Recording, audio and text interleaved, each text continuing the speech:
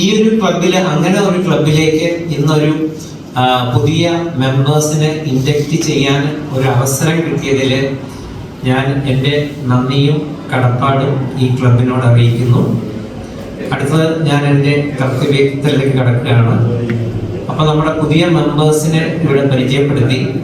അപ്പോൾ ഒരു ഏത് ഓർഗനൈസേഷൻ ആണെങ്കിലും അതിനെക്കുറിച്ചൊരു 2-3 വാക്കുകൾ നമ്മൾ അറിഞ്ഞിരിക്കണം. അപ്പോൾ നമുക്കറിയാം, ലയൺസ് ക്ലബ്സ് ഇന്റർനാഷണൽ എന്ന് പറയുന്നത് 1917 ചിക്കാഗോയിൽ, അമേരിക്കയിലെ ഒരു ബിസിനസ്, ഒരു ഇൻഷുറൻസ് ഏജന്റിന്റെ ഒരു ആശയത്തിൽ നിന്നാണ് ഇത് മുന്നോട്ട് വന്നത്.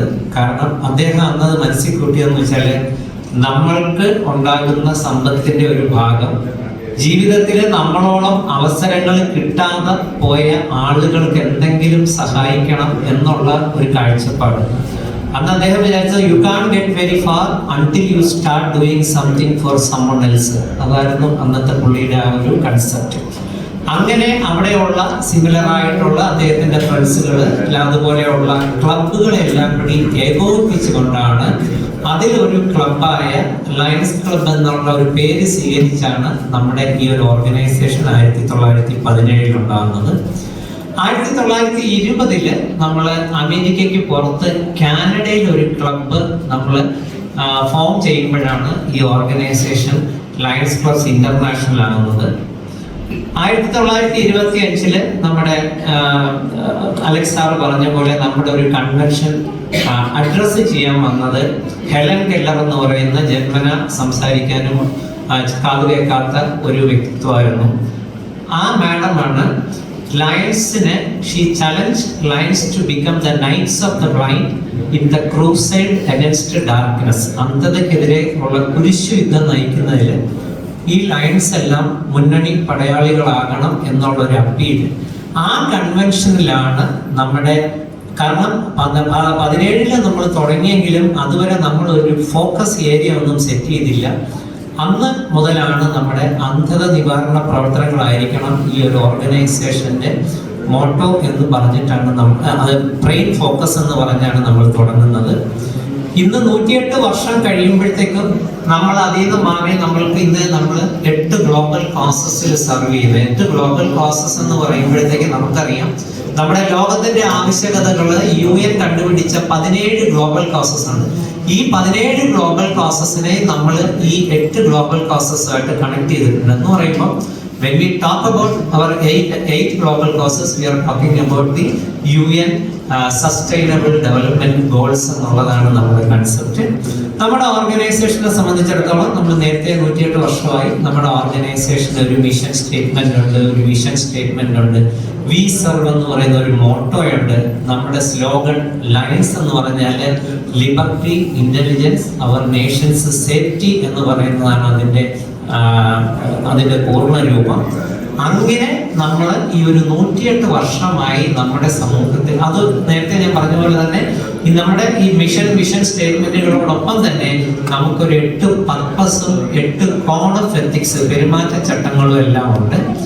അപ്പോൾ അന്ന് മുതൽ നമ്മൾ നമുക്കറിയാം, നമ്മുടെ പ്രോജക്റ്റുകൾ മെയിനായിട്ട് നമ്മളെല്ലാവരും കേട്ടിട്ടുണ്ടാണ്. നമ്മുടെ ഒരു പ്രോജക്റ്റ് എന്ന് പറയുന്നത് റിലീവിംഗ് ഹങ്കർ. നമ്മുടെ RCCയുടെ ഫ്രണ്ടിൽ കഴിഞ്ഞ 6, അത് സാറിന്റെ പ്രോജക്റ്റാണ്. 7 വർഷം മുമ്പ് സാറ് ഗവർണറായിട്ട് ഇനിഷ്യേറ്റ് ചെയ്ത പ്രോജക്റ്റാണ് റിലീവിംഗ് ഹങ്കർ. 9 വർഷം. ഇന്നും ഒരു 365 ദിവസത്തിൽ മഴയാണോ വെയിലാണോ ഒരു ദിവസം പോലും മുടക്കമില്ലാതെ ആ പ്രോജക്റ്റ് നമ്മൾ നടത്തുന്നുണ്ട്. അതുപോലെ വിഷൻ എടുത്തു കഴിഞ്ഞാൽ നമ്മുടെ കാഴ്ച പരിശോധന ക്യാമ്പുകള്, ഡയബറ്റീസ് ക്യാമ്പുകള്, പീഡിയാട്രിക് ക്യാമ്പ്, ഇതുപോലെയുള്ള 8 മേഖലകളിലാണ് നമ്മുടെ പ്രവർത്തനങ്ങൾ ഏകോപിച്ചിരിക്കുന്നത്. അപ്പൊ ഇവിടെ ഇന്ന് ഈ പുതിയതായി വന്ന മെമ്പേഴ്സ് 8 പേര്, അതെന്നറിയാം, നമ്മുടെ ഇപ്പോഴത്തെ ഒരു കറണ്ട് ഫോക്കസ് എന്ന് പറയുന്നത് മിഷൻ 1.5 എന്നതാണ് നമ്മുടെ ഇപ്പോഴത്തെ ഫോക്കസ്. അതായത് നമ്മൾ 1973 നമ്മുടെ മെമ്പർഷിപ്പ് 1 മില്യൺ 10 ലക്ഷമാക്കി. 1995 നമ്മുടെ മെമ്പർഷിപ്പ് ഒരു പ്രാവശ്യം അല്ലെങ്കിൽ കുറെ കാലഘട്ടത്തിലേക്ക് 1.4 മില്യണിലേക്ക് എത്തിച്ചു. പിന്നെ പടിപ്പടിയായിട്ട് ഓരോ വർഷവും നമ്മൾ മെമ്പേഴ്സിനെ ആഡ് ചെയ്യും. അത്രയും തന്നെ മെമ്പേഴ്സ് ഇറങ്ങിപ്പോവും. ഇന്ന് നോക്കിക്കഴിഞ്ഞാൽ 1.37 ആണ് നമ്മുടെ മില്യനാണ് നമ്മുടെ മെമ്പർഷിപ്പ്. അപ്പൊ നമ്മുടെ ഈ അടുത്ത വർഷത്തെ ഇന്റർനാഷണൽ ഡയറക്ടർ പ്രസിഡന്റ് എന്ന് പറയുന്നത് AP സിംഗ് എന്ന് പറയുന്ന ഒരു ഇന്ത്യക്കാരനാണ്. അദ്ദേഹത്തിന്റെ ഒരു കൺസെപ്റ്റാണ് 2027 ജൂലൈ 1 ആകുമ്പോഴത്തേക്കും നമ്മുടെ മെമ്പർഷിപ്പ് 1.5 മില്യൺ എത്തിക്കണം. അതാണ് നമ്മുടെ മിഷൻ 1.5 എന്ന് പറയുന്നത്. അപ്പൊ ആ ഒരു വലിയ ആവശ്യകതയിലേക്കാണ് ഇന്ന് നമ്മുടെ ഈ ഒരു ക്ലബ്ബ് 5 മെമ്പേഴ്സിനെ സംഭാവന ചെയ്തിരിക്കുന്നത്. ഇതില് ഇത്രയൊക്കെ നമ്മുടെ ഓർഗനൈസേഷനെ കുറിച്ച് അറിഞ്ഞിട്ടും നമ്മുടെ ഈ ഓർഗനൈസേഷനിൽ മെമ്പർ ആകാനും ഇതിൽ ചേർന്ന് പ്രവർത്തിക്കാനും നിങ്ങൾക്ക് സമ്മതമാണോ?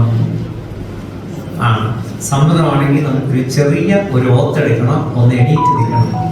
Lions club take the solemn obligation to abide by the constitution bylaws of the club and that of Lions Clubs International, to attend all meetings regularly,